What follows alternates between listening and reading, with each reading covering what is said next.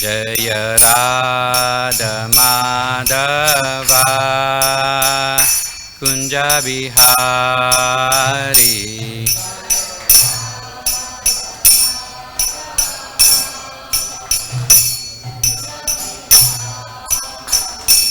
जय गोपी जन वल्लभा गिरवरधारी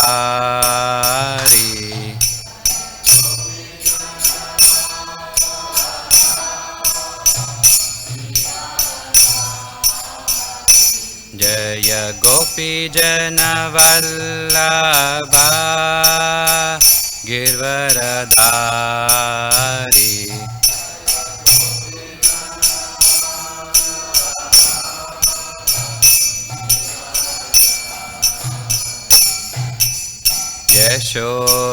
यशोदनन्दन व्रज जन रञ्जन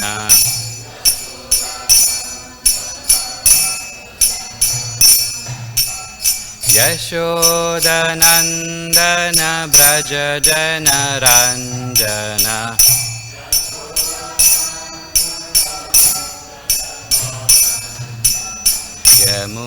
यमुनातीरा वनचारी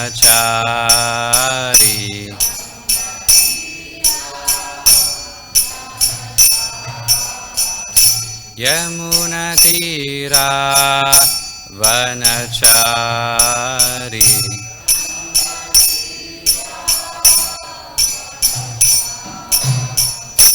जय Radha Madhava Kunj Bihari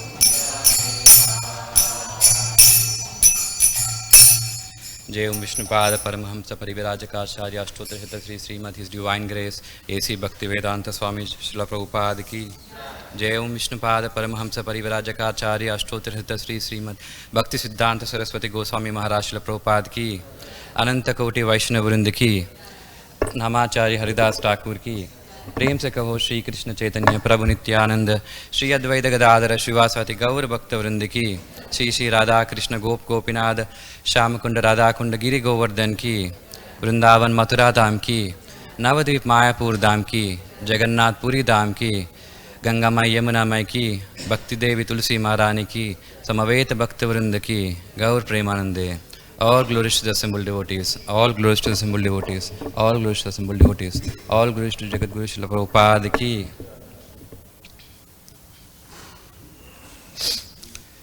Om Namo Bhagavate Vasudevaya. Om Namo Bhagavate Vasudevaya. Om Namo Bhagavate Vasudevaya. नारायणं नमस्कृत्यं नरं चैव नरोत्तमं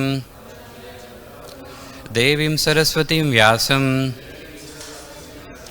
ततो जयमुदीरयेत् नष्टप्रायेषु अभद्रेषु नित्यं भागवत सेवया Bhagwati उत्तमश्लोके भक्तिर्भवति नैष्टिकी. So today we are reading from Srimad Bhagavatam, Canto number 3, chapter 22, verse number 33. Sabharyaha Saprajaha Kaman Bubuje Nyavirodataha Sangiyamana Satkirtihi सत्रिभिः सुरगायकैः प्रति उषेष्व अनुबद्धेन हृदा शृण्वन् हरेः कथाः सभार्याः सप्रजाः कामान् बुभुचे न्याविरोधातः संगीयमाना सत्कीर्तिः शस्त्रिभिः सुरगायकः प्रति उषेष्व अनुबद्धेन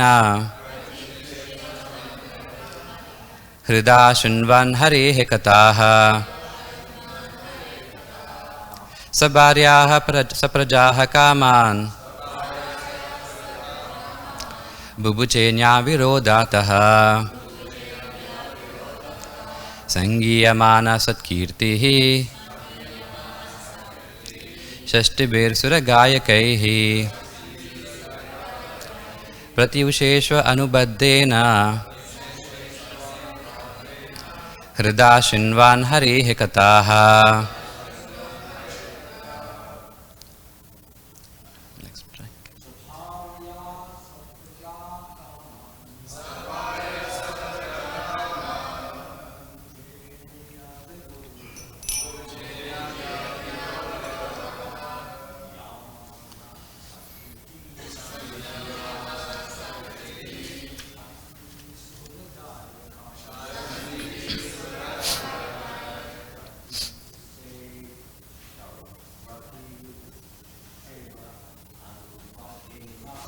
प्रत्युषेष्व अनुबद्धेन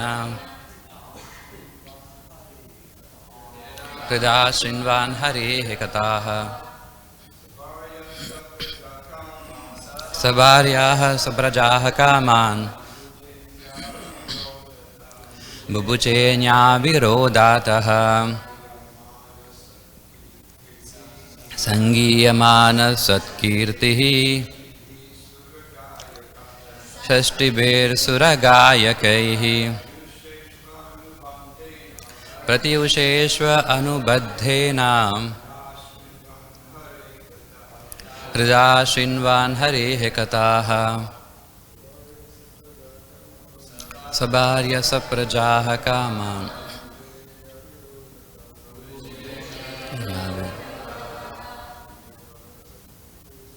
संगीयमानः सत्कीर्तिः षष्टिभिर्सुरगायकैः प्रत्युषेष्व अनुबद्धेन हृदा शृण्वान् हरेः कथाः माताजी सभार्याः सप्रजाः कामान् बुभुजे न्याविरोधातः संगीयमानः सत्कीर्तिः शस्त्रिभिर्सुरगायकैः प्रत्युषेष्व अनुबद्धेन हृदा शृण्वान् हरेः कथाः सभार्याः सप्रजाः कामान् बुभुजे न्याविरोधातः संगीयमानः सत्कीर्तिः शस्त्रिभिर्सुरगायकैः प्रत्युषेष्व अनुबद्धेन हृदा शृण्वन् हरेः कथाः सभार्याः along with his wife, saprajaha along with his subjects, kaman the necessities of life, bubuje he enjoyed, anya from others, avirodadataha without disturbance, sangiyamana being praised, satkirtihi reputation for pious activities, sasastribihi along with their wives, suragayakaihi by celestial musicians, prati usheshu at every dawn, anubaddhena being attached, hrida with the heart, shrinvan listening to, Harehe of Lord Hari, Kataha. The topics. Translation by His Divine Grace A.C. Bhaktivedanta Swami Srila Prabhupada. Dear Prabhupada. Emperor Swayambhuva Manu enjoyed life with his wife and subjects and fulfilled his desires without being disturbed by unwanted principles contrary to the process of religion. Celestial musicians and their wives sang in chorus about the pure reputation of the emperor, and early in the morning every day he used to listen to the pastimes of the Supreme Personality of Godhead with a loving heart. Purport. Human society is actually meant for realization of perfection in Krishna consciousness. There is no restriction against living with a wife and children, but the life should be so conducted that one may not go against the principles of religion, economic development, regulated sense enjoyment, and ultimately liberation from material existence. The Vedic principles are designed in such a way that the conditioned souls who have come to this material existence may be guided in fulfilling their material desires and at the same time be liberated and go back to Godhead, back home. It is understood that Emperor Swayambhuva Manu enjoyed his household life by following these principles. It is stated here that early in the morning there were musicians who used to sing with musical instruments about the glories of the Lord, and the emperor with his family personally used to hear about the pastimes of Supreme Person. This custom is still prevalent in India in some of the royal families and temples. Professional musicians sing with sannais, and the sleeping members of the house gradually get up from their beds in a pleasing atmosphere. During bedtime also, the singers sing songs in relationship with the pastimes of the Lord with sannai accomplishment, and the householders gradually fall asleep remembering the glories of the Lord. In every house, in addition to the singing program, there is an arrangement for Bhagavatam lectures in the evening. Family members sit down, hold Hare Krishna Kirtan, hear narrations from Srimad Bhagavatam and Bhagavad Gita, and enjoy music before going to bed. The atmosphere created by this Sankirtan movement lives in their hearts, and while sleeping they also dream of singing and glorification of the Lord. In such a way, perfection of Krishna consciousness can be attained. This practice is very old, as learned from this verse of Srimad Bhagavatam. Millions of years ago, Swayambhuva Manu used to avail himself of this opportunity to live householder life in the peace and prosperity of a Krishna conscious atmosphere. As far as the temples are concerned, in each and every royal palace or rich man's house, inevitably there is a nice temple, and the members of the household rise early in the morning and go to temples to see the Mangalarti ceremony. The Mangalarti ceremony is the first worship of the morning. In the Arati ceremony, a light is offered in circles before the deities, as are the conch shell and flowers and a fan. The Lord is supposed to rise early in the morning and take some light refreshment and give audience to the devotees. The devotees then go back to the house or sing the glories of the Lord in the temple. The early morning ceremony still takes place in Indian temples and palaces. Temples are meant for the assembly of general public. Temples within the palaces are especially for the royal families, but in many of these palace temples, the public is also allowed to visit. The temple of the king of Jaipur is situated within the palace, but the public is allowed to assemble. If one goes there, he will see that the temple is always crowded with at least 500 devotees. After the Mangalarti ceremony, they sit down together and sing the glories of the Lord with the musical instruments and thus enjoy life. The temple worship by the royal family is also mentioned in Bhagavad Gita, where it is stated that those who fail to achieve success in the Bhakti Yoga principles within one's life are given a chance to take birth in the next life in a family of rich men, or in a royal family, or family of learned brahmanas or devotees. If one gets the opportunity to take birth in these families, he can achieve the facilities of Krishna conscious atmosphere without difficulty. A child born in that Krishna conscious atmosphere is sure to develop Krishna consciousness. The perfection which he failed to attain in his last life is again offered in this life, and he can make himself perfect without fail. The sense of purport. Om Ajnanatimirandasya Ajnananjanashalakaya Chakshurunmitam Ena Tasmai Shri Gurave Namaha Sri Chaitanya Manobishtam Stapitam Ena Bhutale Swayam Rupa Kadamayam Dadati Swapadantikam Vandeham Shri Gurum Shri Utapadakamalam Shri Gurun Vaishnavamscha Shri Rupam Sagrajatam Sahagana Raghunathanvitam Tam Sajivam Sadvaitam Savadutam Parijana Sahitam Krishna Chaitanya Devam Sri Radha Krishna Padan Sahagana Lalita Shri Vishakanvitamscha He Krishna Karuna Sindhu Dinabandho Jagatpate Gopesha Gopika Kanta Radha Kanta Namostute Tapta Kanchana Gaurangi Radhe Vrindavaneshwari Vrishabhanu Sute Devi Pranamami Hari Priye Vancha Kalpatarubhyascha Krupa Sindhubhya Evacha Patitanam Pavanebhyo Vaishnavebhyo Namo Namaha Jai Shri Krishna Chaitanya Prabhu Nityananda Shri Advaita Gadadhara Srivasati Gaura Bhakta Vrinda Hare Krishna Krishna Krishna Hare Hare Hare Rama Rama Rama Hare Hare. So thank you everyone for attending to today's Srimad Bhagavatam class, and thank you for giving me this opportunity.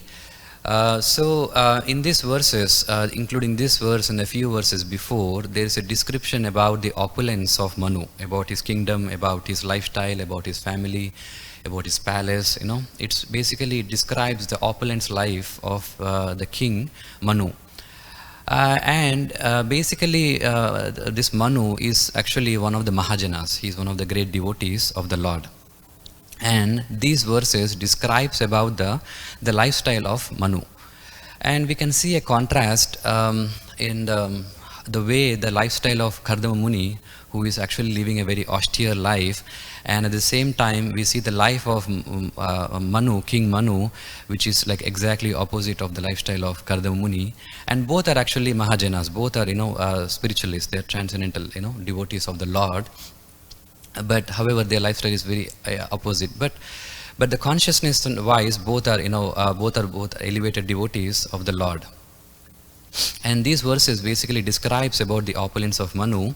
And in the purport today, it describes especially the life of those devotees who are opulent, like who have taken birth in a royal families. That how would they spend their life every day, engaged in the devotional service in a more opulent way, correct? Of course, Prabhupada discusses about various points in this purport, but it's very clear, and then I don't think I have time to cover all the subjects in this purport. So for today's class, I'm just going to pick only 2 lines. One line is from the verse itself, and one line from the purport.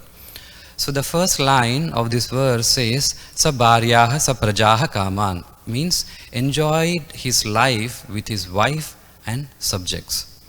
And in the purport, there is one line which says, conditioned souls who have come to this material existence may be guided in fulfilling their material desires, and at the same time be liberated and go back to Godhead, back home. So generally in the Bhagavatam class, the speaker recites a verse and the translation and the purport, right?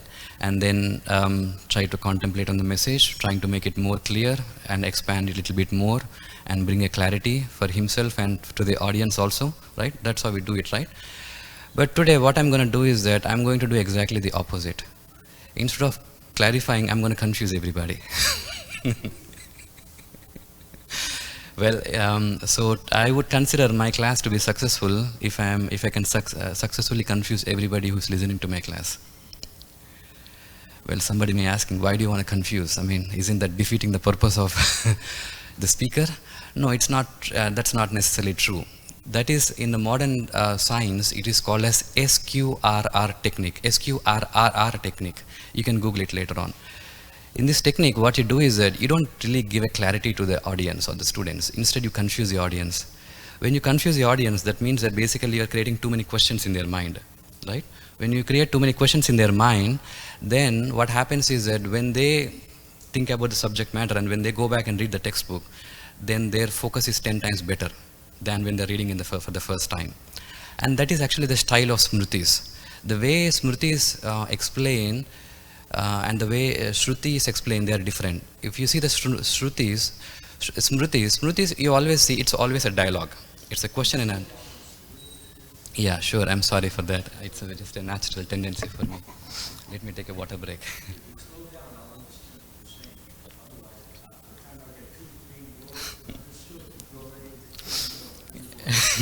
I'll try my level best. I'm sorry for that. No, I understand. I agree with you. Like take for example Bhagavad Gita. Arjuna was confused. It's not that he doesn't know the knowledge. He also went to Gurukula. He has some knowledge of what is karma, what is jnana, but he was confused, right? And Krishna has to explain, clarify. And the same way Bhagavatam, right? You have audience asking questions, and you have a speaker who is clarifying, right? And same with the other things also, like Shiva Purana also. You have Mother Parvati asking questions and Shiva is clarifying. So in this way, when there are questions arise in the mind of the listener, right, and there's some confusion, then what happens is that then when he reads the subject, then his focus is much better. That is called as SQRR technique. So that's where the teacher basically he confuses the students. And when the students reads the textbook, now he's not just reading it, but trying to find the answer, right?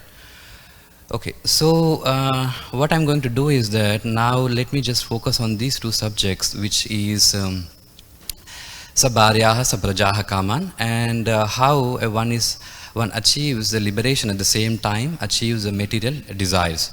So I'm going to present two different views or thought processes.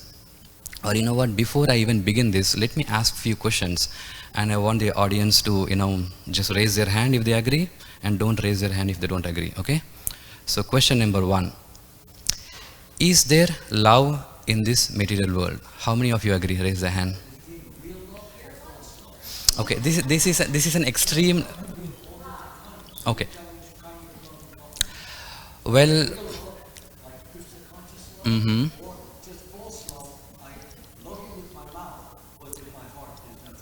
okay. So the love in this context, or you know what, maybe I'll give a Sanskrit definition. What I mean here is that Ananda. Ananda is a Sanskrit word for love. Is there Ananda or love in this material world? How many of? Yes. So, okay, let's say prema. Okay, let's stick with the word prema. How many of you agree that there is prema in this material world? Please raise the hand. Okay, so there is love. I mean, I'm not talking about the quantity. There may be a little bit, but at least there is, right?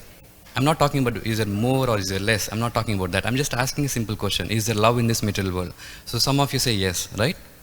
The next question. Can one understand the love of God without knowing love in this world? How many of you agree? So you agree that you can understand and the love of one can understand the love of God without knowing the love in this world. You agree with that? Okay. How many of you disagree with this point? Okay, wonderful. Okay, last question. If one is the failure of love in this world, can he still understand the love of God? How many of you agree? Okay, you agree. And how many of you disagree with this point? Is there anyone who disagrees with this point? Okay, wonderful. So that makes things interesting for me. Okay, so now, yeah. Okay, sure, thank you. Okay, now let's dive into the subject. So what I'm going to do here is that basically I will be presenting two extremely opposing views and back their both views using the Shastra. And how each view can eventually lead into a different type of understanding. Correct? And I will explain that, and how this kind of understanding led to different asampradayas in the movement of Lord Chaitanya. Right? Because when Lord Chaitanya left, actually there were many asampradayas which kind of came out of the Gaudiya Vaishnava Sampradaya.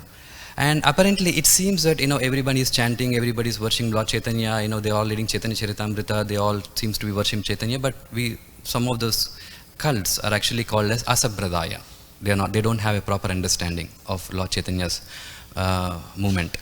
And that is why sometimes, sometimes these people may feel that this is too much of a philosophy. I mean, how this philosophy has to do any with my practice, right? I mean, how does this agreeing with this or disagreeing with that, matters in my chanting 16 rounds, doing my sadhana. But actually that is not true. This can actually eventually lead into different misunderstandings, which actually happened after when Lord Chaitanya left, which kind of created two different asampradayas. So now let's start with these two extreme views. Okay, the number one must realize love in the material world to understand the love of God. And on the other hand, it says one can understand the love of God without experiencing the love in this world. I want to kind of slow down here so that you kind of absorb the thought here. No, I'm going to give a chance, because what I'm going to do here is that I'm going to present for just 10 minutes. I'm going to stop. I'm going to give chance to audience, and then I'm going to come back and do a conclusion. Okay, that's how I'm going to go. So just give me like 5-10 minutes and let me just present my thoughts here. So number one must realize love in material world to understand love of God. Like, let me give you some simple examples. Like, someone can say, I mean, how can you love God if you don't love my dog? Or if you don't love my cat, how can you love God? I mean, what kind of a spiritualist are you that you don't like my cat, but you want to love God? Right? That's kind of understandable, right? And of course, this person can further say that, I mean, how can you understand the love of Radha and Krishna without understanding the love of husband and wife in this world? Right? I mean, without experiencing the love of a wife and husband, how can you understand the love of Radha and Krishna? And there is some backing for this. For example, there was like a classical debate of Shankaracharya where he was debating with Mandan Mishra. Actually, then Mandan Mishra was kind of losing the debate, and then his wife steps in. And the wife steps in and he says that, Shankaracharya, I want to debate with you. And the topic I want to debate with you is about the Rasa Shastras. And Shankaracharya says that, see, I'm a sannyasi. I mean, how can I talk about Rasa Shastra? I mean, I don't have experience of Rasa Shastra, right? I mean, how can I argue? Then, but Shankaracharya cannot say no. Then what happens is that Shankaracharya takes a body of a king, subtle body of a king, and then he enjoys with his queen, and then comes back and defeat the Rasa Shastra. So the point here is that you cannot realize something when you don't experience it. That's the whole point. Right? I mean, if you want to understand something, you have to experience it to some extent in this world. So that's the argument here. On the other hand, one can say that, no, you know what, you don't really need to experience everything for you to understand the supreme bliss. For example, Sukadev Goswami. I mean, what did Sukadev Goswami had? I mean, he was neither married, nor he experienced any pleasure of this material world. But however, he experienced the supreme pleasure of the love of God. Correct? So that's one example on the other hand, what you can give. But before we even kind of go further into this thought process, what is the fundamental assumption are you trying to make? The fundamental assumption is that there is love in this world, right? I mean, if there is no love in this world, I mean, what's the point of telling that you have to realize love in this world, right? That's kind of a common sense thing, right? On the other hand, the assumption on the other side is that actually there is no love or real love or bliss in this world. It's only kama, means basically desire. Right? It's a lust, what is in this world. There's nothing more than that. And you don't need to realize lust to realize love. Those two are completely opposite things. The prema vritti and kama vritti, they are like two opposite things. For you to realize prema, it doesn't mean that you have to realize kama. There's no need for that. So now I'm going to give some Shastric references, how each person tries to justify his own views. Okay? So the first one who says that no, there is love in this world, you have to realize love in this world for you to understand the love of God. The reference is given to Taittiriya Upanishad. Taittiriya Upanishad is a very interesting Upanishad which talks about Brahman, how the world came from Brahman, and what is Jiva, what is Paramatma, and what's the relationship between Jiva and Paramatma, and how the Jiva is experiencing the bliss, and all those things. And Prabhupada quotes this Taittiriya Upanishad in Bhagavad Gita. For example, in Bhagavad Gita, chapter 13, verse number 5 purport, he talks there that what are the different types of realization a jiva can have or a living entity can have, beginning with the Brahman realization. And in the Brahman realization, there are 5 stages of Brahman realization. It says that here, to enjoy this transcendental bliss, he expands into Vijnanamaya, Pranamaya, Jnanamaya and Annamaya. In the field of activities, the living entity is considered to be the enjoyer, and the different from him is the Anandamaya.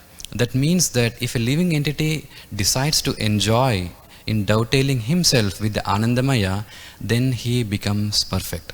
So what is the basic argument here is that the first line you see, to enjoy his transcendental bliss. Whose transcendental bliss? The Lord's transcendental bliss. He expands himself. How he expands? Into 5 things. Vijnanamaya, Pranamaya, Jnanamaya, Annamaya and Anandamaya. And the Brahman realization happens in all these 5 stages. That's how the Brahman realization happens. And you can see here, even though Pranamaya, Jnanamaya, Vijnanamaya are on the material platform, but they are the expansions of the Lord himself. Right? That's what it says. To enjoy his transcendental bliss, the Lord expanded into 5 these things. So that means that there is bliss in these 5 things also. Even though you say it material or non-material, doesn't matter, there is bliss. And that bliss is actually the reason why a living entity is still, able to sustain his life. And that is further justified by saying, Raso vai saha rasam hi evayam labdavanadi bhavati. Which says, this living entity attains that bliss, or Krishna becomes blissful, and without bliss, who can exist? I mean, who can live in this world without love? Right? I mean, can someone live in this world without love? No, right? So there is bliss. And that bliss is basically an expansion of the transcendental bliss of the Supreme Lord in his 5-fold aspects. So in this way, a person can say that there is bliss, and you have to experience this bliss for you to realize the ultimate, which is Anandamaya, even though it is transcendental. Right? And let's look at the other arguments.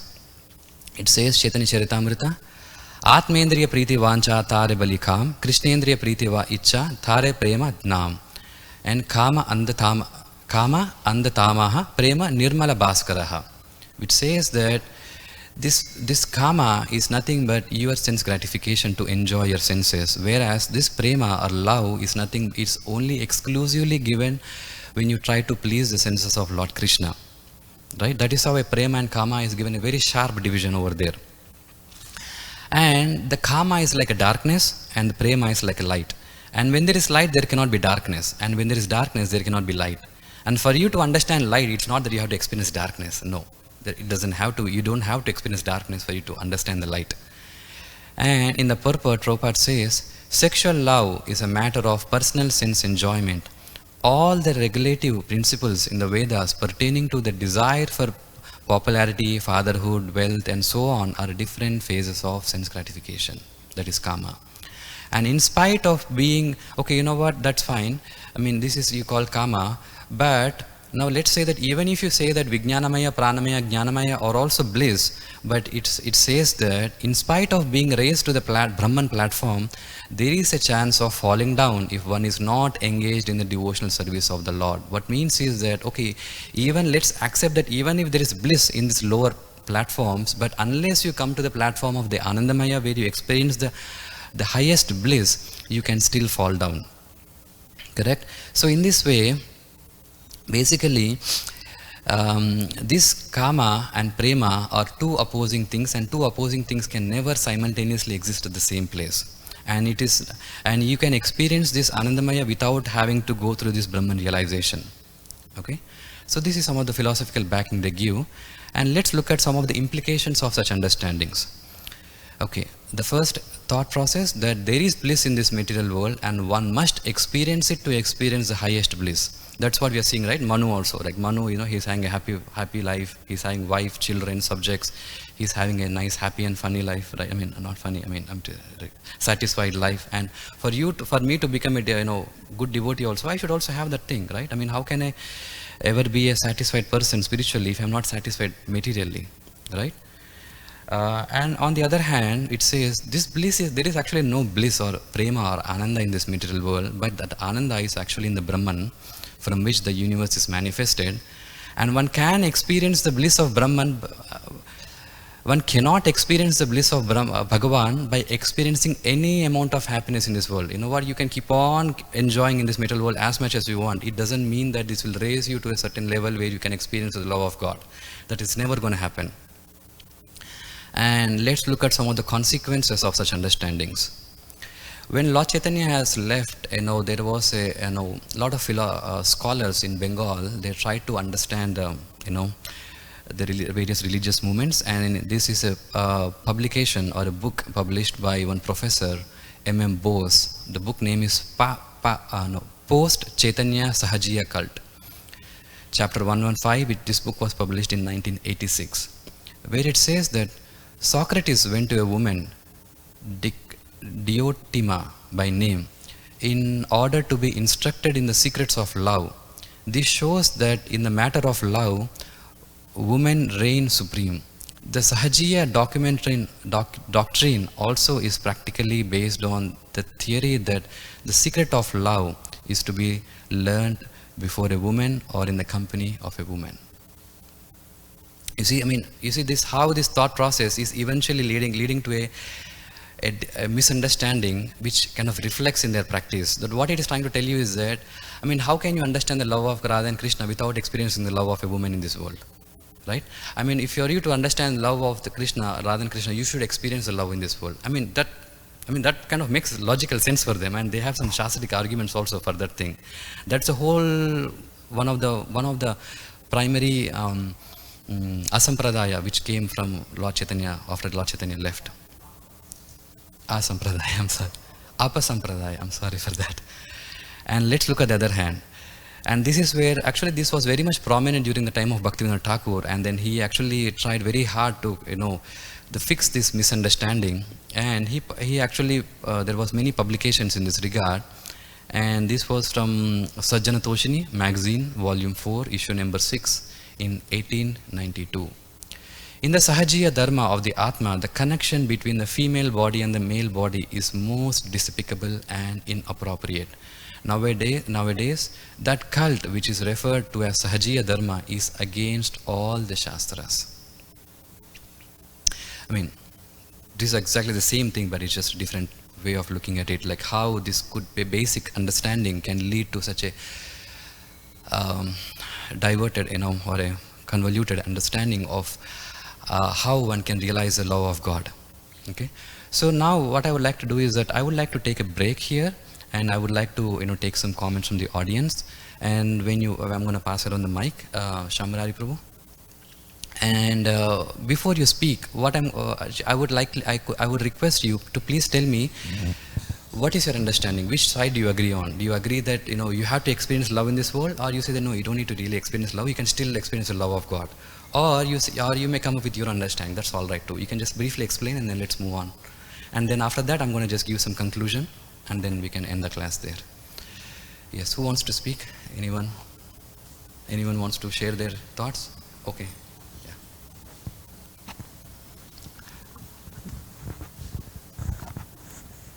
Hare Krishna, Prabhu. Thank you so much for, thank you very much for posing these two conversations for us. I feel like I agree with both. One, because the first one, which is if you cannot understand love, it's difficult to understand love of Godhead. Mm-hmm. In this context, I'm thinking more in the ideas of a mother giving love to the child, or love received in your family, love among the devotees. I feel like if one is not nurtured by this sort of affection, it can be it's harder to understand the love from Krishna, or to open yourself towards Krishna. Okay, so what about those devotees who didn't have a good parenthood, or who didn't have a good relationships, who didn't have a whatever? Does it mean that they cannot realize the love of God?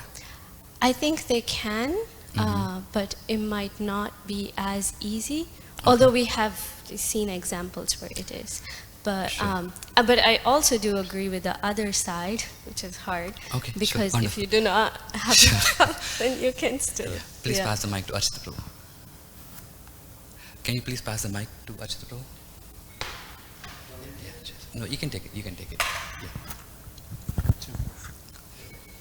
Yeah.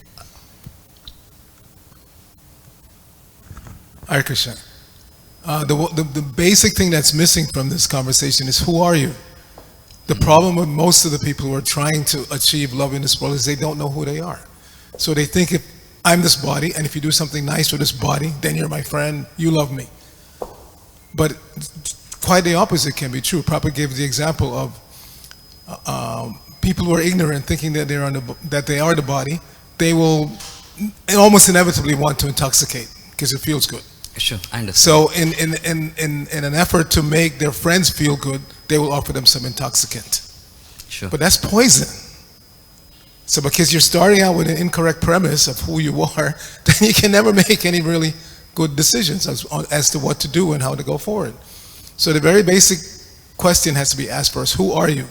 If you agree that you're a spirit soul, eternal person, then obviously the right side of the equation makes more sense. Because if you become too absorbed in bodily pleasures in this world, pravriti marg, for even those who believe that they're the soul, they want to experience pravriti marg, it doesn't work. It doesn't work. It's like pouring fuel on a fire and trying to put it out at the same time. So if you agree that you're a spirit soul, if we start out with that premise, then the right side of the equation makes more sense. That Nitya Siddha Krishna Prema Sadhya Kabunoi, that love for Krishna is already there. It doesn't have to be taught. All I have to do is purify my existence, and that natural love will come out. It doesn't have to be learned in the association of some man or woman or even mother, father.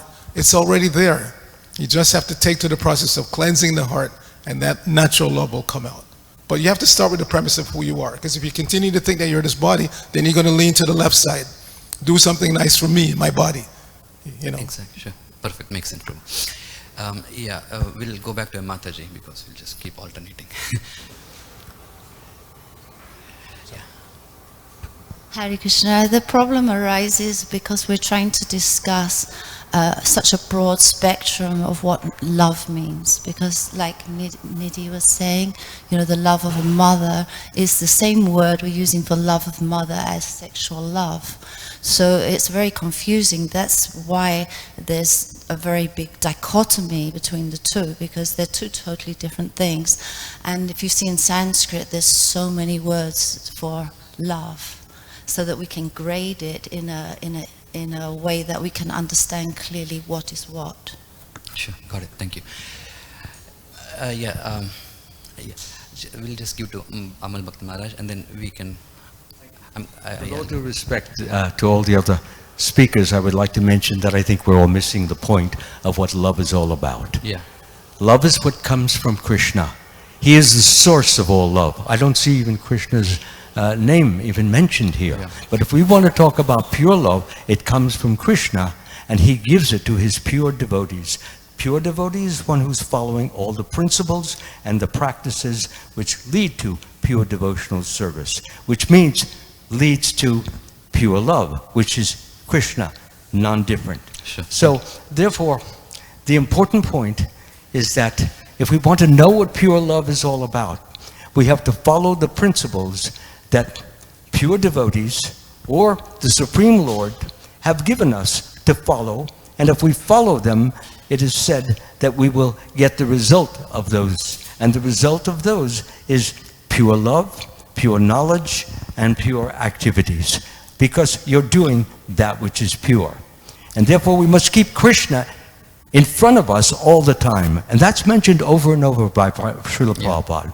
We should not get anything mixed up with that somebody can do what Krishna can do, or is as good as Krishna, or if we do this, it's the same as Krishna. No, Krishna is individual, incomparable, and amazing. And to such an extent that we have to cry as children for the mercy of Krishna to know what these higher principles are of love which is on the boat. That gets known by his mercy, and that's what we have to cry for. Sure. Thank you, Maharaj. Thank you very much. Okay, that's Okay. Okay, just take that. I agree with both those, actually, personally. You agree with both? Okay. Yeah, I do. I agree with both of them.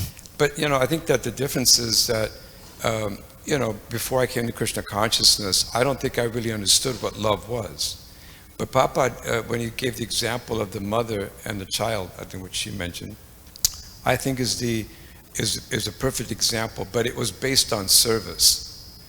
That was the point that I think that Prabhupada made in that particular context, that the mother has selfless service desire for the child, and that selfless service is the essence of that relationship.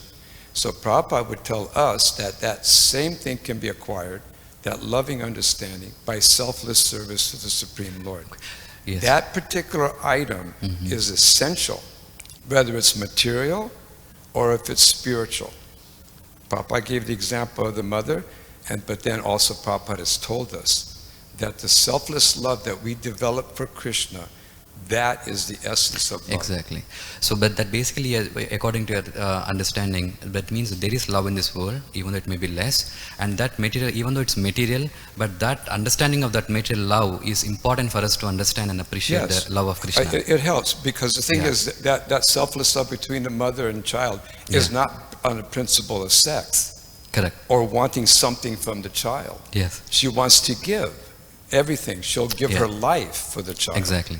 And so a devotee who develops that love for Krishna, he'll give his body or her body to Krishna. That's what I use his body Thank you, for. Prabhu. Sure. Thank you very much. We'll just take one last comment and then I'll just conclude. Prabhu, everything that the living entity is doing in this material world, we heard many times that it's just a reflection of what's going on in the spiritual world.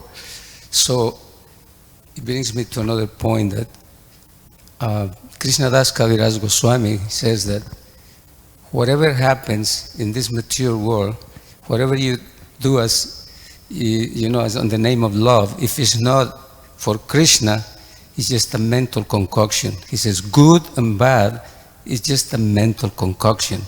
So, because sometimes these devotees, they talk about the higher, what is real prema? Prema is just meant for Krishna. Yeah. The word prema is not used for the material world. So then there's different philosophies, different views, different definitions what love is. And the goal was around with love, but in a very relative sense. Thank you. Thank you, Prabhu. Thank you very much. Okay. So, those who want to leave, they can leave. I don't want to kind of hold you up more. But you can continue with the comments. Yes. Who have not answered before, they can answer. Yeah, sure, definitely. Yeah, that's fine. No problem. Yeah, we'll come to you. After Hare Krishna. Mataji will come to you. So I was just gonna take the bliss of another person out, and I experienced bliss through eating prasadam. So the bliss is not in this world, but bliss arrives through the mercy of Krishna in the form of prasadam, and then I experience love. Sure, definitely. Thank you.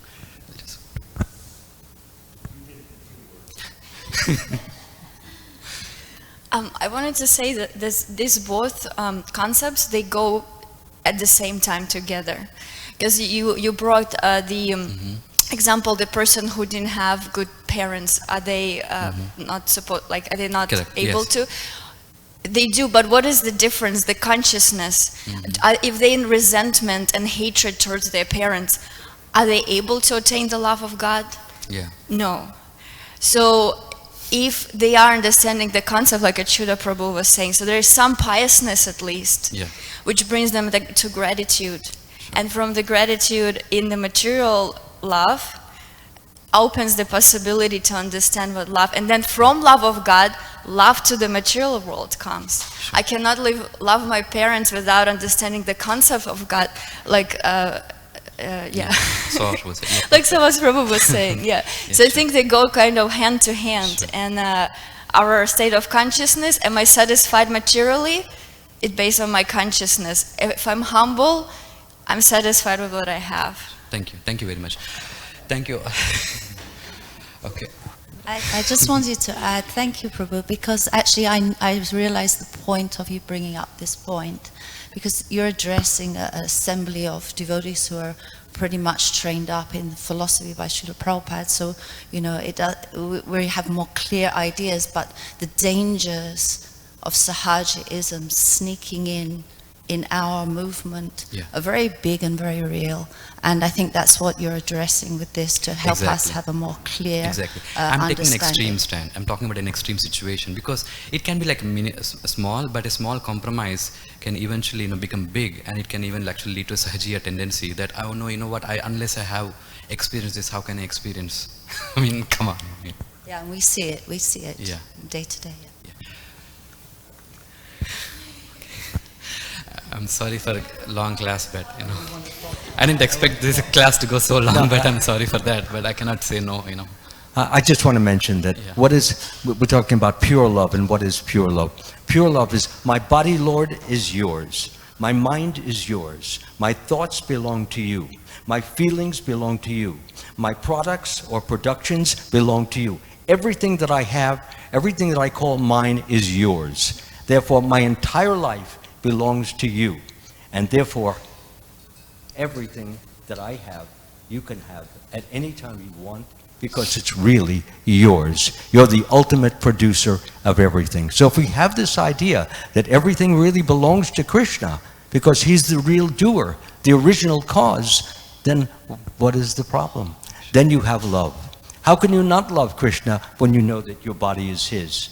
When your mind is his, your glasses are his, the chair is his, everything is his. So if it's all his, all we can do is have reverence. All we can do is have, wow, Krishna is great, glorious, wonderful, amazing. And if we have this idea, how can you not love Krishna? Thank you. Yeah, you can go ahead, no problem. My understanding is then, if husband and wife help one another, if they are sadhakas, they help one another to attain love of God, Krishna Prem, and even if they attain that Krishna Prem, or maybe one of them, naturally they will help one another, either one, to increase, to attain this love of God. So in this sense, love between them is there, like in the spiritual world. Everybody love Krishna and they appreciate and love one another also, but center in Krishna. So if Krishna is in the center, there's no problem. They can help one another, and it's really... Sure, definitely. Thank you. Just, Is there time for it? let me just give a conclusion over here, because I just want to do my justice to my content here. So okay, again, I'm not here to again give my opinion. I'm here just to confuse everybody. That's my objective of this class. So I think that I confused everybody enough. So but however, I would like to give a pointer just to kind of help to kind of analyze this subject even more. This is a verse from Bhagavatam, 11th canto, 28th chapter, verse number 8. If somehow or the other, by good fortune, one develops faith in hearing and chanting my glories, such a person, being neither disgusted nor very much attached to material life, should achieve perfection through the path of loving devotion unto me. It's about a balance. You see? I mean, don't be so attached with the material life so that you'll never give up the material life, right? Or nor be so detached to an extent where you end up as an impersonalist, because that's what the impersonalist, right? So they're too detached that they couldn't even they cannot even tolerate the idea of any personhood. Correct? So that is what is here the Uddhava Gita is talking here about the balance. Not be too attached, not be too detached. So it's about the state of being balanced. So anyway, I like to conclude my point there. Thank you very much. Srimad Bhagavatam ki jai, Srila Prabhupada ki jai. I mean, Archita Prabhu didn't give me enough time to prepare for the class, so I have to confuse people. Yeah, thank you.